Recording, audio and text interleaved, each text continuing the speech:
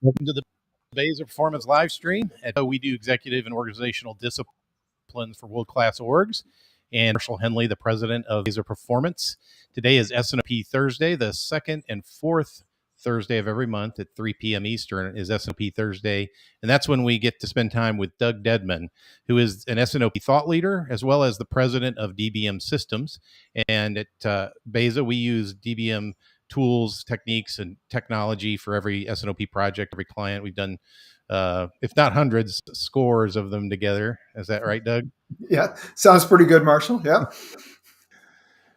So I guess start out. Let's just review kind of what we always do at the beginning of these. We like to define and level set what S&OP is to us, and so S&OP is the president's handle on the business. And to elaborate briefly on that, what we mean is the president's access is participating in the decision making in the executive S&OP meeting and is supporting execution throughout the month after the executive S&OP meeting. It's not a report out.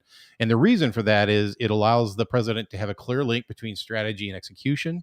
It must have that. It must have the ability to set the flow rate by family, and the president should participate in that decision. It should establish clear and correct RACI accountabilities, and we focus a lot on responsible, accountable, the R and the A.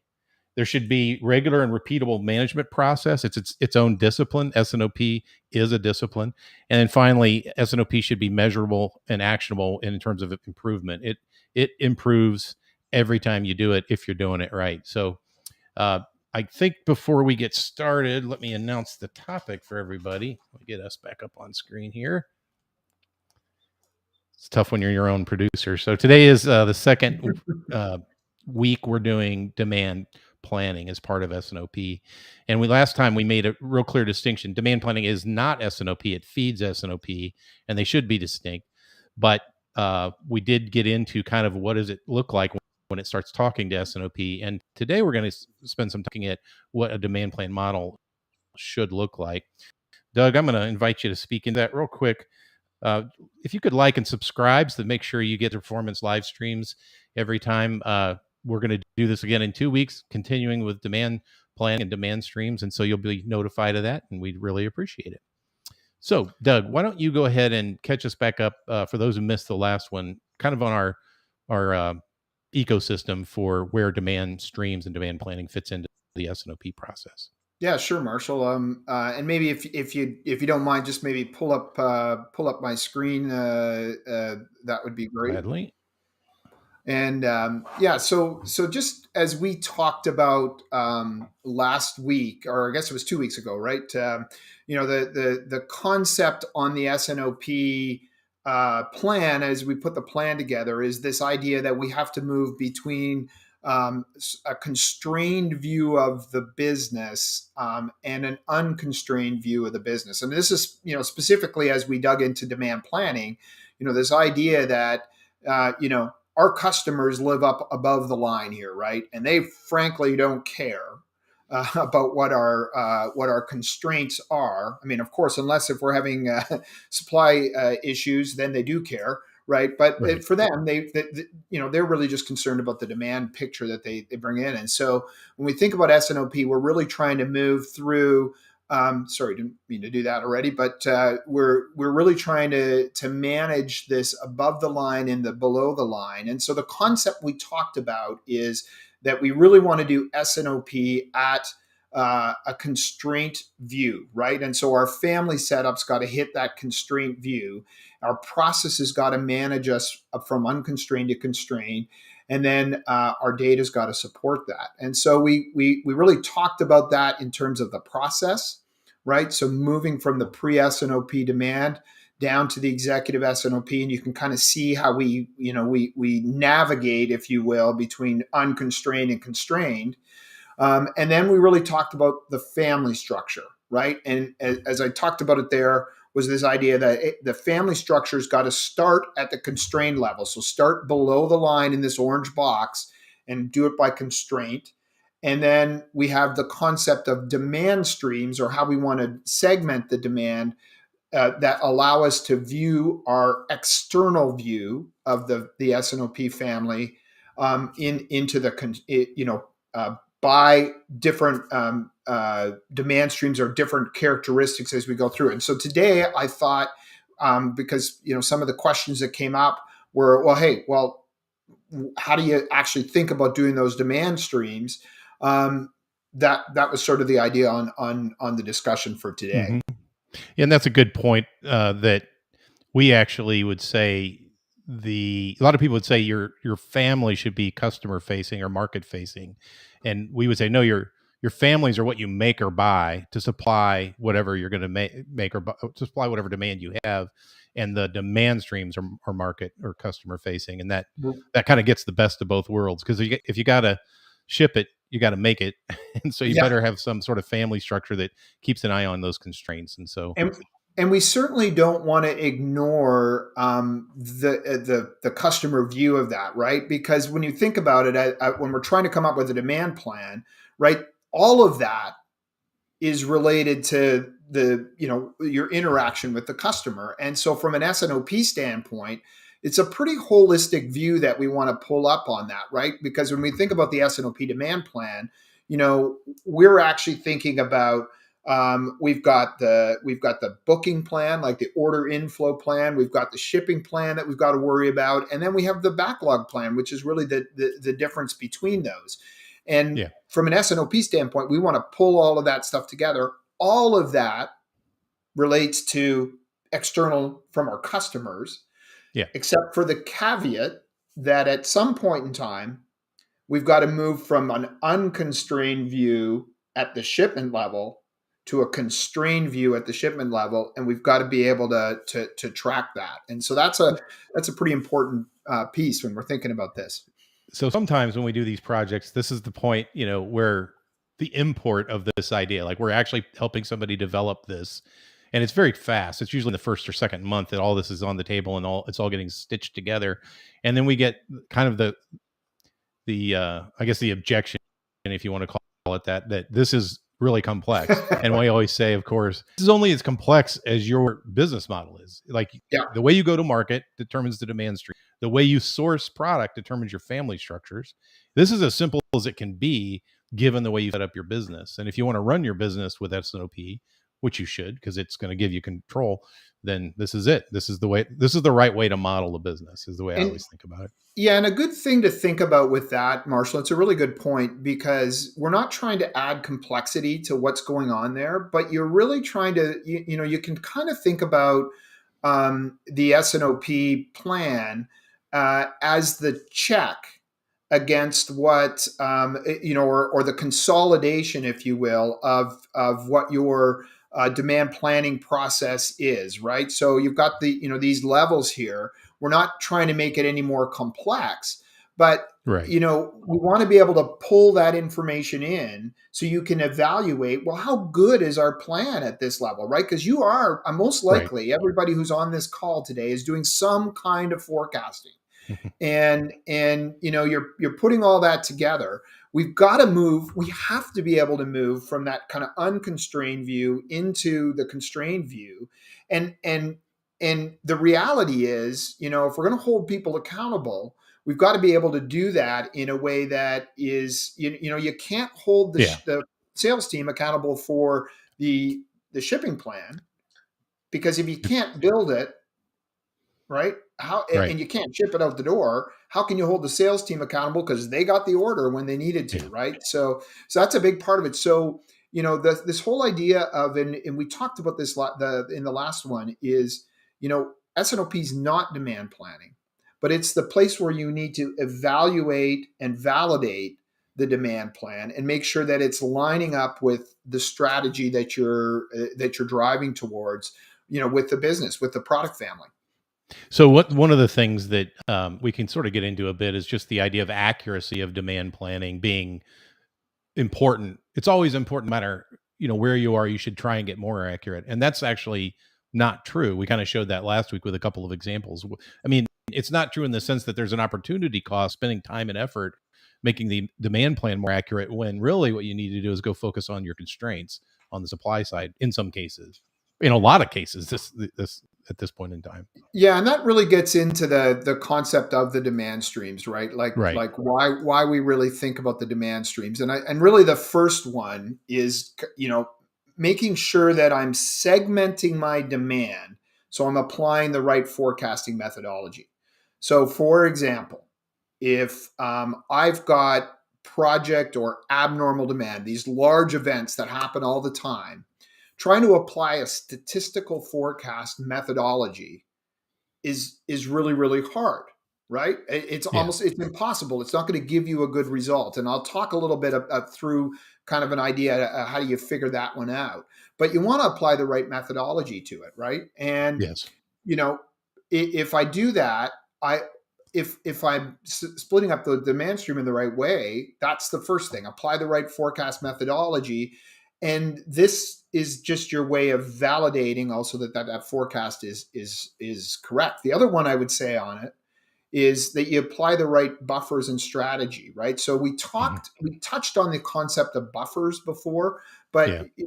simple thing to think about is the classic one is inventory, right? We buffer ourselves between the customer demand and our ability to supply by carrying some inventory, right? In a make to order, make to stock business, might be using a backlog or a lead time as a strategy. So when we're thinking about these demand streams, I might have some customers, small retail customers, that sort of thing, that I'm actually, supplying out of stock. But then I might have some, larger customers that are buying some more complex products that might be in the same family, that I might say, well, you know what, I'm going to use lead time as the buffer, because when they are purchasing from me, basically I'm giving them a longer lead time, because I've got to do some manufacture to order on that side of things, right? So those are definitely two things that go there, and the other thing on that is you want to align the accountability properly, right? So if I'm thinking Sure. about accountability, I want to be able to look at the demand streams by accountability. Who's actually responsible for that forecast, so that when I look at it at the S&OP level, right? And I think about the accuracy of it. I've got accountability there. And then I use the demand stream to monitor those results. Is it happening at that right level? Yeah. So just some Within ideas tolerance. on there. Yeah. Yeah. And the whole thing, and going back to your question on accuracy just for 1 second, just to kind of tie that off, here's this concept that is kind of important, because when we think about accuracy, and I'm looking at it from the operation standpoint, it's like, hey, give me an accurate forecast down to the detailed part number as long as you can, and make it as accurate as possible. I like to use the concept of almost like a statistical process control chart, where I've got an upper and lower band on my accuracy.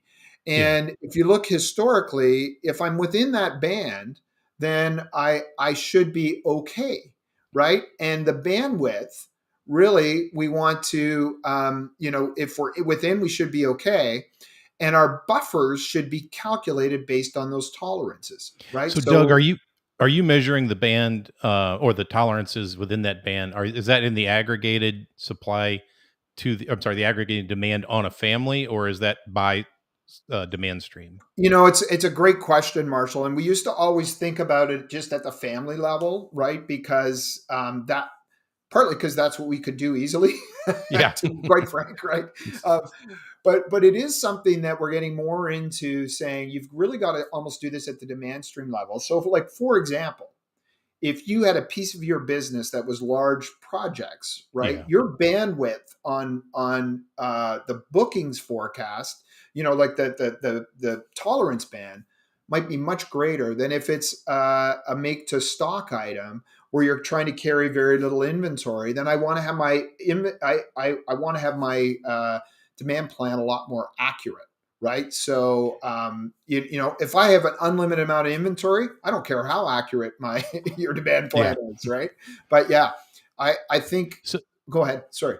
well, and so that's where you get into the right sizing the buffers, and I guess that's a bit of a root cause analysis. If you're out of tolerance at the family level, it'd be good to know which of your demand streams is causing that because they're out of tolerance, something like that. Mm. But I get it. It's if you have 6 demand streams and 7 families, then that's a lot of demand streams potentially Yeah. crossing those families. Yeah, and it's one of those things where it's kind of like, where do you start and where do you go to, right? And the Yeah. simple thing to start with is capture this tolerance band concept for bookings and shipments at Yeah. the family level. Regardless of how you do it, the value of the demand stream then is to say, okay, which ones are the ones that are causing these big spikes here that are putting me outside my tolerance? Because if I'm outside the tolerance, you won't have the supply capability to support it. When I say Right. supply capability, don't just think about that as production. That might mean, it might mean I don't have the amount of inventory that I required, right, for that. And so this idea of the tolerances and the accuracy ties very much to the buffers that you have for the business. Yeah, So that's a good way to. I mean, we're not throwing darts at the tolerances for the demand side. right, right. I mean, we'll It's start with calculated. something, kind of a rough number to Napkin. start with. Yeah, and Yeah. back of the napkin piece, but that's part of it. Like, I would say many times when we start an S&OP project, people will say, "Hey, our objective is to reduce our inventory levels." Well, if I can improve the accuracy of the forecast, I can potentially decrease my inventory level. But what I look at that is first is prove where your accuracy is at, set your buffers to manage to that accuracy level, and then work to improve the accuracy and reduce the buffer at the same time. Right. So, working on those two things together. Um, So it Go ahead. might be good for us to just do a quick review of some of the terminology distinctions that might be throwing a few folks. So you've used the word bookings. Some people might call that sales. We mean the orders, like generally POs, something like that, that's coming into the system. Could be uh, some sort of signal from your client if you're dealing with big box stores or something. But that's Yep. bookings is independent of shipments. It might be shipped in 5 months. It might be shipped next month. It may be shipped in one order, might be shipped over a period of 3 months, starting 2 months from now. Yep. That's your backlog. And so that's what we call the backlog, right? The buffer between the shipments and the bookings. Our term is bookings. Some people Yep. call the shipments the actual shipment plan, the sale plan, which makes sense. And then we've got the inventory buffer. That's between the supply plan and the shipments plan. And this is where you come up with the term the 5-section sheet. We believe you should have all 5 sections in view as you manage the business. And Yep.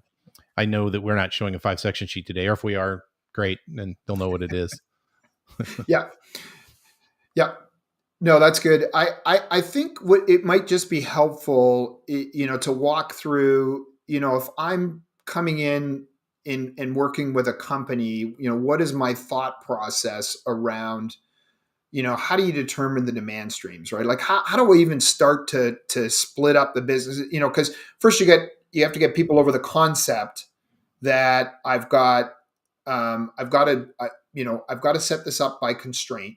But now I've got to, how do I look at my demand so that it's, what's the best way to look at that demand? And I thought maybe that would be a valuable piece today, Marshall, to just go Okay. through kind of what the step by step is on that. And I don't know if Yeah, you can share my screen at this point in sure. time, but I'll try and go through these relatively quickly and maybe just focus on one with the time that we have. So Sounds good. the starting point that I use, in determining demand stream. So if you're thinking about, I've got a family of product, right, tied to a constraint, and the first thing I would start is, look, do you have project demand, or abnormal demand versus flow demand? Because the way I manage or forecast those two types of demand is very, very, very different, right? So that's usually where I start. Do that first. Then the next thing I would look at is, okay, beyond that, do I have specific customer types, right? So do I have distributors, OEM, and retail? And I might say I got a demand stream for these distributors or these OEMs or this retail. I might even go a step further And typically what I'll do is Pareto the customers after I do the project versus abnormal, and then kind of ask the question, well, what type of customer are they? But if I just give that basic concept that I talked about before, we're not actually doing all the demand planning in S&OP, but we're trying to consolidate the demand plan to a level that we can get a good feel for accuracy so we can tie it to the buffers for that part of the demand. So I always start here at the top of this abnormal versus flow, because that's the most significant different way, right, that you would want to manage or forecast that demand. And I can kind of Yeah. take you through the little bit of the steps on that, maybe just using an example if that's helpful. Sure. So, and it's a little bit of fictitious data, but it should give you the kind of concept. So, Marshall, back to what you were suggesting before, Hmm. I'm focusing on bookings at this point in time, right? Because the demand plan starts with the bookings coming in. And so, in this example, for this particular product family, this is what the historical bookings look like. So, what's the first thing when you look at that? What's the first thing you think about? Seasonal and Yeah, erratic. seasonal might be seasonal, but it's certainly not regular, right? It's going to be Right. hard to predict, right? I got a couple spikes here. If I look at, I got a spike here in April, I got a spike in July, I got a spike here in November. Those are like big numbers. Hard to know if it's seasonal because it's 1 year, right? Seasonal, I'd Yeah. really want to look at this on a couple different points. So if Right. we just did a quick little analysis on this, I'll pull this up. There was 642 booking events, right, in this particular data set. The average bookings per month were 54. But then if I start to look at the standard deviation on that, it's equal to 24. Now, all of a sudden, anybody who's trying to do any statistical forecasting starts to go, wait a second, I'm getting really nervous, right? How do I kind of manage that? And my coefficient of variation for that is like 45%. So like this is pretty difficult, kind of hard to do any kind of forecasting. So, think about it. We've consolidated everything into a family that is by constraint. Now I'm looking at the demand, trying to figure out what do I do. So first thing is you kind of get the whole set of demand. What I then like to do is take a look at the order size. Oh, go And ahead, just Mark. to clarify, this is an aggregated family. So this might be multiple demand streams that have been aggregated together at this point by the client when we're Right. interacting with them. At, Okay. at this point in time, we don't know what the demand streams are. We're just Yeah. looking at it. Trying to This is figure it our out. first. Yep, this is our first cut on the demand streams, and Okay. I'm, obviously the first cut is a discussion around, do you have OEMs, do you have distributors, do you have retail customers? That's really the first discussion, How do you go to because market? Yeah. yeah, how do you go to market, right? And then that side of it. But if we look at it and somebody says, oh, our demand is just all over the place, so we have no way to kind of do that. um, I always want to start here and look to see something on this. So this is kind of the data, and the next step is to dig into that a little bit further. And this piece of analysis that you see here is the idea that a relationship between order size and the quantity on an order. And so if you look at it, the blue line is the number of orders, and the blue bar, and the red bar is the total quantity. And so if you look at it, obviously I got a lot of orders that are quantity of one. And if I go way out here, I've got very few orders that are a quantity of greater than 10. And so this gives you, kind of a split between those two concepts. And then there's a point where you kind of you kind of look at it and say, well, what constitutes kind of a large project for us? And so we just kind of, on this case, we picked an order quantity less than 4, an order quantity greater than or equal to 4. And you can see kind of the split of the orders, right? So there's 260 orders less than 4. That's 92%. And then you get the total demand and the percentage of the total demand there. So you can kind of see what the split is. And the big thing is lots of orders, small quantity. We're getting into, a fewer number of orders. And we've got about 40% of the total demand in those few orders. So now it's like, oh, wait a second, this starts to get a little bit interesting, right? Hmm. And you start to think about, okay, well, how do I split that up? So if I just use that quantity of 4, and then this kind of shows the graphs that compare. So basically, this is taking that previous total demand and now splitting it into what I would call more of a flow business, which is the less than 4 Hmm. number, and my project business, which is my greater than or equal to 4. Now I ask you, do you think this is a little bit more statistically predictable? Yeah. Yeah. I I mean, mean, now the you, flow is the obviously. flow is definitely right. And so if you look at that, it's six, I said it was about 62% of the demand. Yeah. The average bookings per month are 30 through 3. My standard deviation is equal to 5. Well, now I start to think about, well, can I set a buffer up to kind of manage that standard, what that variation is within the month. And so by stripping out those kind of abnormal events, right, that gives me something that's more predictable. And so I can apply a methodology to that, which is typically more of a, whether you're using, whatever kind of statistical model that you're using for that, that becomes how I would want to predict that demand. Now, if I look at these projects, Hmm. right, now I've got 242 bookings. The average booking per month is equal to 20. My standard deviation is 26. Well, look at it. It's all over the place. This is something that's basically, you would not want to apply a statistical forecast to Right. this. And But this, generally, if you've got projects that you're selling, you've got visibility on through the sales channel that you're using to sell them on when they're coming and how big they are. And right, right. And this is where it ties into your CRM tools and stuff like that, yeah. right? And you start thinking about that. And the challenge in some of the businesses that we've seen is we have a CRM tool, and we've kind of used the one size fits all. We put Right. all of the opportunities into the CRM tool and all that stuff. And so I've got this flow business that, I might be managing a bunch of opportunities for, which, take a look at your CRM data and look at how good is the CRM data? Well, it starts to degrade the more opportunities that are in there, right? Yeah.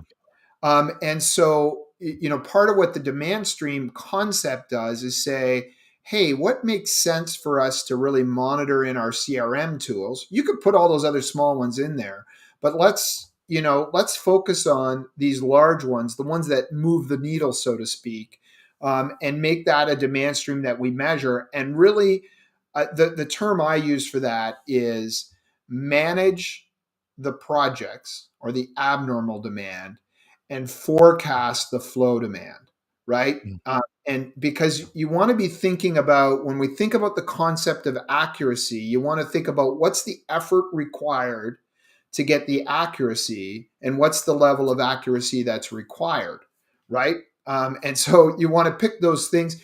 And so it goes back to the idea that we talked about, where S&OP is not where we're doing the demand planning, but it's where we're aggregating the demand planning and actually, doing some of the things I just talked about here, where use some thought and apply some methodology to the level of granularity. You look at that, and obviously then tie it right back to the family side of things. So it, there's, I mean, I could go on forever on this stuff, Right. but Sure.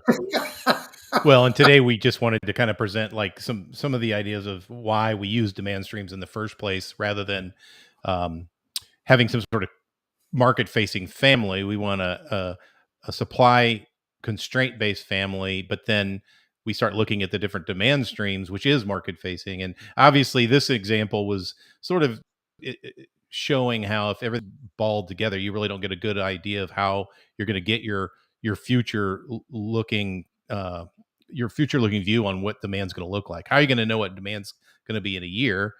It's not a one size fits all model. yeah. And I think a lot of our clients, you probably agree with this, maybe not. I'll let you say whether you do or not. they already have this. Like they've already thought through it. They've got pretty sophisticated demand planning to the point where it's maybe even overly sophisticated. It's not really helping them get the shipments done to the people that they're forecasting and project managing and so on. Yeah, I think I would agree with you. I think, there, yeah, it runs the gamut, right? Some of the Yeah, larger organizations will have some pretty sophisticated demand planning methodologies. We've worked with some smaller companies where it's, kind of the back of the napkin stuff, and we get yeah, the input from the sales team and we go through that. The important part of this is, and it goes back to that kind of the accountability and the way to say, and the segmentation says, if you think about it, I'm going to have a prediction for what I expect to book next month, as well as what I expect to ship next month. And when I finish that following month, I'm going to have the measurement back to what did we actually book and what did we yeah, actually ship. And if that bucket's too big, right? And I recognize when we think about it from a constraint-based view, it may not match to your go-to-market strategy, right? right. And so that's why you kind of need those demand streams. And then the idea that if at aggregate they don't match up, if my bookings are way off, at least the demand streams give me a sense of where do I have to look. And so forecast accuracy is such a big topic, and it's like, Yeah, oh, how do we tune this up and get the right algorithm in here? We're going to use because if whatever. that's perfect, everything would be solved. Right. And part of this is, and it goes back to your thinking is saying, hey, you guys are just making it really complicated. No, we're actually trying Yeah, to simplify it by saying, hey, segment this out in a way that makes sense, that then really ties back to how you're actually doing your operational decisions, right? Because you know what, if I've got a significant amount of my business that's in large projects, right? And I can pull that out of my statistical forecast piece and say, okay, well, typically for that kind of large projects, I'm expecting a longer lead time, right? My lead time is going to be longer on those versus kind of some of the more make to stock type of pieces. Well, if I try to if I don't have some way to kind of measure the call or the forecast versus the actual, I don't know which one of those I've really got to kind of get tuned into. And that's to like I said, we're not trying to do all the demand planning in S&OP, but we want to have a way to validate that back and say, where do we focus and where's your biggest bang for your buck? And and ultimately, where's the accountability go? If you don't hit the bookings plan and it's determined that you missed on, I'm sorry, if you don't hit the shipment plan and it's determined that you missed on bookings, in other words, you didn't get the orders you needed, then if it's all in a big ball and you can't really identify which part of the ball was responsible for missing, not in yep, a punitive sense, but like in a problem solving sense. And I think that's pretty yep. cool as well. Um, so next time, I'm just looking at the time here. I want to kind of wrap up for everybody. Next time, we're going to continue talking about demand streams, but we're going to tie it even more deeply into the S&OP process. Fundamentally, kind of, if you've caught what we're saying here, the family is based on some sort of supply side constraint, and then we aggregate these demand streams into it. So what you have is unconstrained demand on the demand stream side and a constraint. So if you can't meet the unconstrained command, then you have to have a constrained shipment plan, not an unconstrained shipment plan, and that becomes the output of the S&OP process. Somebody asked me once, what's the KPI we should be measuring right now in our S&OP process? And I said, do you hit your constrained shipment plan? That's the whole thing is for that. If you're not hitting that, then that's the KPI that really matters the most, and then you can drill into the other things that you're missing. But so, Doug, why don't you give us a little teaser on what that's going to look like for 2 weeks? Well, yeah, what I would say on that, Marshall, is the secret to what you just said is the difference between my unconstrained plan and my constrained plan is that, I developed an unconstrained booking, an unconstrained shipping plan. The difference goes to backlog. And I Right. got to be able to see that backlog. I got to see whether that's growing or shrinking as I work to constrain that piece. And yeah, it's actually it's an area we're spending a lot of time on because Yeah. there's everybody's facing it. And I would say a lot of our, up until now, a lot of our thought process on that was, just develop a, develop a constraint and don't really think about it any further. Well, now the reality is that constraint has real implications on how you go to market, which goes back to the Yeah. concept of the demand stream. Because if I need 200 units and I can only get 100 units, who's not getting theirs? Yeah. Am I going to lose share? Am I starting to already lose share because I haven't, addressed that? Yeah. Yeah, obviously, we're seeing a lot of that. All right. So 2 weeks from Yeah. now, I don't know what the exact date is. I guess the 20th of May, we'll get back into demand streams, talk about how an unconstrained demand stream uh, aggregates against a family, and then those constraints on the family tell us that we need what does that look like when we have to constrain the Yeah. demand, create a constrained shipment plan. So I want to just thank everybody for being with us again on S&OP Thursday. We'll see you again in 2 weeks. Thanks, Doug, as usual. And go to bezaperformance.com if you want to learn more. bezaperformance.com. Thank you very much.